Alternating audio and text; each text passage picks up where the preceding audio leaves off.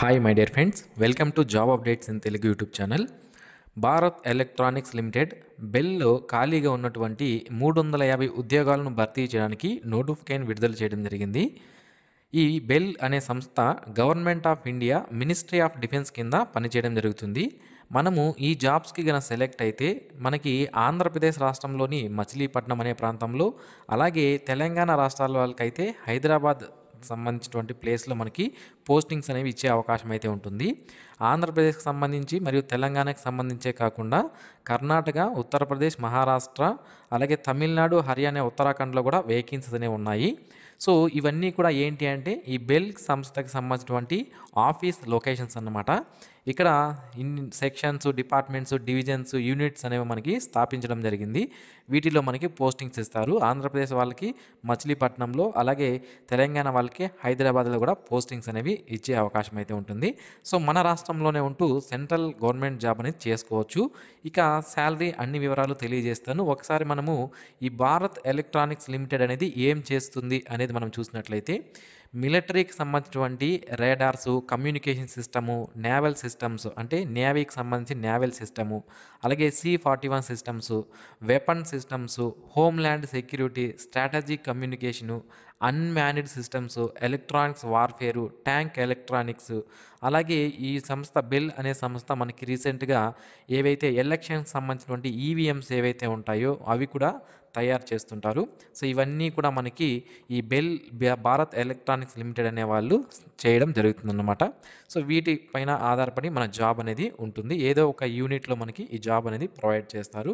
ఓవరాల్గా మనకి చూసుకున్నట్లయితే శాలరీ అనేది CTC ఎంత ఇచ్చారు అంటే 13 లక్షలు ఇవ్వడం జరిగింది పర్ ఇయర్కి. అంటే నెలకు మనకి నెలకు అప్రాక్సిమేట్గా 1 lakh పర్ మంత్ శాలరీ అనేది రావడం జరుగుతుందన్నమాట. సో కటింగ్స్ అన్నీ కలుపుకొని నేను చెప్తున్నాను. మనకి కటింగ్స్ అన్నీ పోను కొద్దిగా శాలరీ అనేది తగ్గుతుంది. బట్ టోటల్గా అయితే 1 లక్షకు పైగా శాలరీ పర్ మంత్ అయితే మనకి పే స్లిప్లో ఉంటుందన్నమాట. ఇక్కడ మనకి ప్రొబేషనరీ ఇంజనీర్ అనే ఉద్యోగాలను భర్తీ చేస్తున్నారు. దీని యొక్క బేసిక్ పే అనేది మనకి 40,000గా ఇవ్వడం జరిగింది. ఈ బేసిక్ పేతో పాటుగా మనకి ఇతర అలవెన్స్ అయినటువంటి DRS allowance, house rent allowance, convenience allowance, performance related pay, medical రియంబర్స్మెంట్లు, ఇతర అలవెన్స్ అన్నీ కూడా as per Bharat electronics limited వారి రూల్ ప్రకారం మనకి వర్తించడం జరుగుతుంది. ఇక్కడ ప్రొబేషనరీ ఇంజనీర్ అనే వేకెన్సీస్ రెండు రకాలు ఉన్నాయి. ఎలక్ట్రానిక్స్ సంబంధించి 200 వేకెన్సీస్ ఇవ్వడం జరిగింది. అండ్ మెకానికల్ సంబంధించి 150 వేకెన్సీస్ అనేది ఇచ్చారు. ఇక ఈ జాబ్స్కి సంబంధించి ఎవరైతే అప్లికేషన్ చేసుకోవాలనుకుంటున్నారో ప్రొబేషనరీ ఇంజనీర్ సంబంధించి E2 గ్రేడ్ సంబంధించి మనకి BE, బీటెక్ లేదా BSc ఇంజనీరింగ్ అనేది ఎలక్ట్రానిక్స్ అండ్ కమ్యూనికేషన్లో చేసిన వాళ్ళు అప్లై చేసుకోవచ్చు. లేదా ఇంజనీరింగ్ గ్రాడ్యుయేషన్ అనేది మెకానికల్లో చేసినటువంటి అభ్యర్థులు కూడా అప్లై చేసుకునే అవకాశం అయితే ఉంటుంది. ఇక్కడ కేటగిరీ వైజ్గా unreserved 143, economically weaker section 35, OBC non creamy layer 94, SC category వాళ్ళకి 2, ST కేటగిరీ వాళ్ళకి 26, టోటల్గా 350 పోస్టులకి నోటిఫికేషన్ అనేది రిలీజ్ చేశారు. ఇక నేను ఫస్ట్గా మనకు చెప్పాను నీకు ప్రొబేషనరీ ఇంజనీరింగ్ సంబంధించి రిలేటెడ్ ఏవైతే ఉంటాయో డిసిప్లైన్స్ వాటిలో చేసినా కూడా అప్లై చేసుకోవచ్చు అనమాట. Electronics and communication, electronics and telecommunication, లేదా కమ్యూనికేషన్, లేదా టెలికమ్యూనికేషన్, లేదా మెకానికల్ డిసిప్లైన్స్లో కన్నా మీరు BE కానీ, బీటెక్ కానీ, BSc కానీ కంప్లీట్ చేస్తుంటే మీరు ఈ జాబ్స్కి అప్లికేషన్ పెట్టుకునే అవకాశం అయితే ఉంటుంది. ఇక ఎవరైతే ఫైనల్ ఇయర్లో ఉంటారో క్యాండిడేట్స్ వాళ్ళు కూడా అప్లై చేసుకోవచ్చు అనమాట. ఫైనల్ ఇయర్లో కానీ, ఫైనల్ సెమిస్టర్లో కానీ ఎవరైతే ఉంటారో వాళ్ళకి ఎగ్జామినేషన్స్ అనేవి మే లేదా జూన్ 2020 కంప్లీట్ అయిపోయేట్టుగా ఉంటే వాళ్ళు కూడా ఈ జాబ్స్కి అప్లికేషన్ పెట్టుకునే అవకాశం అయితే ఉంటుంది అని మాకు ఇక్కడ క్లియర్గా మెన్షన్ చేశారు. ఇక ఏజ్ క్రైటీరియా విషయానికి వస్తే అప్ టు 25 ఇయర్స్ వరకు ఉన్నటువంటి అభ్యర్థులు అప్లికేషన్ అనేది చేసుకోవచ్చు. 1/1/2025 నాటికి మన యొక్క ఏజ్ అనేది చూసుకోవాలి. ఏజ్ రిలాక్సేషన్ అనేది SC ST వాళ్ళకి 5 సంవత్సరాలు, OBC వాళ్ళకి 3 సంవత్సరాలు, యాజ్ పర్ పర్సన్ డిజేబిలిటీ క్యాండిడేట్స్కి 10 years ఏజ్ రిలాక్సేషన్ అనేది as per central government rules ప్రకారం వర్తించడం జరుగుతుంది. ఇక ఎవరైతే SC ST కేటగిరీకి సంబంధించి, OBC కేటగిరీకి సంబంధించి రిజర్వేషన్స్ కావాలి అనుకుంటున్నారో తప్పనిసరిగా దానికి సంబంధించినటువంటి సర్టిఫికేట్ అనేది చూపించాల్సి ఉంటుంది. మనకి ఇక్కడ క్లియర్గా మెన్షన్ చేశారు. టోటల్ 350 వేకెన్సీస్లో 200 ఎలక్ట్రానిక్స్ సంబంధించి 150 మెకానికల్ సంబంధించిన వేకెన్సీస్ అనేవి ఉన్నాయి. ఇక ప్లేస్ ఆఫ్ పోస్టింగ్ అనేది స్టార్టింగ్లోనే మనం తెలుసుకున్నాం. అప్లై చేసుకోవడానికి లాస్ట్ డేట్ వచ్చి 31/1/2025 అని ఇవ్వడం జరిగింది. ఇక ఈ జాబ్స్కి ఎవరైతే అప్లికేషన్ చేసుకోవాలనుకుంటున్నారో అప్లికేషన్ ఫీజు విషయానికి వస్తే general, economic economically weaker section, OBC non creamy layer వాళ్ళకి ₹1000 అప్లికెంట్ ఫీజు అనేది ఉంటుంది. జీఎస్టీ కూడా కలుపుకుంటే ₹1180 అవుతుంది అని మనకి ఇక్కడ ఇచ్చారు.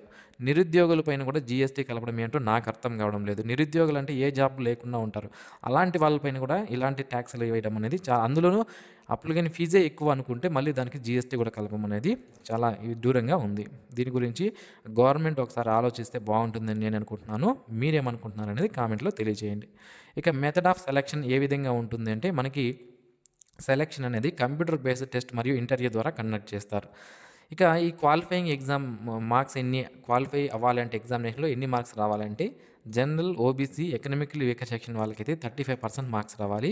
మిగిలిన వాళ్ళకి ఎస్సీ, ఎస్టీ, పర్సన్స్ డిజేబిలిటీ క్యాండిడేట్స్కి అయితే 30% మార్క్స్ వస్తే సెలెక్ట్ అవుతారు. అంటే మినిమం క్వాలిఫై అవుతారన్నమాట. కంప్యూటర్ బేస్డ్ టెస్ట్కి సంబంధించి ఇంటర్వ్యూకి ఎంతమందిని పంపిస్తారు? సిబిటీలో క్వాలిఫై అయిన వాళ్ళనంటే ఒక పోస్ట్కి 5 మందిని పంపించడం జరుగుతుంది. ఇక ఈ జాబ్ సంబంధించి కంప్యూటర్ బేస్డ్ టెస్ట్ అనేది ఈ విధంగా కండక్ట్ చేస్తారు. ఏవైనా 5 టెస్ట్ సెంటర్స్ అనేవి మనం చూస్ చేసుకుంటే వాళ్ళు ఏదైనా ఒకటి మనకి అలాట్ చేస్తారన్నమాట. ఓకే, అయితే ఆంధ్రప్రదేశ్, తెలంగాణలో కూడా మనకి ఎగ్జామ్ సెంటర్స్ అనేవి ఉన్నాయి. నెక్స్ట్ ఈ ఎగ్జామినేషన్ సంబంధించి 120 నిమిషాలు అంటే 2 అవర్స్ టైం అనేది ఉంటుంది. 125 క్వశ్చన్లనే ఉంటాయి. ఈ 125 క్వశ్చన్లలో 100 టెక్నికల్ క్వశ్చన్స్ అనేవి ఉంటాయి. అంటే మన సబ్జెక్ట్ రిలేటెడ్ క్వశ్చన్స్ అనేవి ఉంటాయి. 25 క్వశ్చన్లు వచ్చి జనరల్ యాప్టిట్యూడ్ అండ్ రీజనింగ్ నుంచి రావడం జరుగుతుందన్నమాట. ఈచ్ క్వశ్చన్కి 1 మార్క్ ఉంటుంది. 1/4 ఆఫ్ నెగిటివ్ మార్క్స్ కూడా ఉంటాయని మనకి ఇక్కడ క్లియర్గా మెన్షన్ చేశారు. క్వశ్చన్ పేపర్ అనేది మనకి ఇంగ్లీష్ అండ్ హిందీలో మాత్రమే రావడం జరుగుతుంది. ఓకే, ఇక సిలబస్ విషయానికి వస్తే పూర్తి సిలబస్ అనేది మనకి ఫైనల్ ఇదంతా కూడా అఫీషియల్ వెబ్సైట్లో పెట్టాము అంటున్నారు. ఒకసారి అఫీషియల్ వెబ్సైట్ చూడండి. ఓకే, అఫీషియల్ వెబ్సైట్ లింక్ని నేను వీడియో కింద డిస్క్రిప్షన్లో ఇస్తాను, అందులో చూద్దాం. ఓకే, నెక్స్ట్ ఎలా అప్లై చేసుకోవాలి అంటే ఫస్ట్ రిజిస్ట్రేషన్ చేసుకున్న తర్వాత ఆన్లైన్ అప్లికేషన్ మనం చేసుకోవాల్సి ఉంటుంది. ఆన్లైన్లో అప్లై చేసే లింక్ను నేను వీడియో కింద డిస్క్రిప్షన్లో నేను మీకు ప్రొవైడ్ చేస్తాను. ఇండియన్ నేషనల్స్ ఎవరైతే ఉంటారో వాళ్ళందరూ కూడా దీనికి అప్లై చేసుకోవచ్చు అని ఇవ్వడం జరిగిందనమాట. ఇక సెలెక్టెడ్ క్యాండిడేట్స్ 6 నెలల పాటు ఆన్ జాబ్ ట్రైనింగ్ OJTకి వెళ్ళాల్సి ఉంటుంది.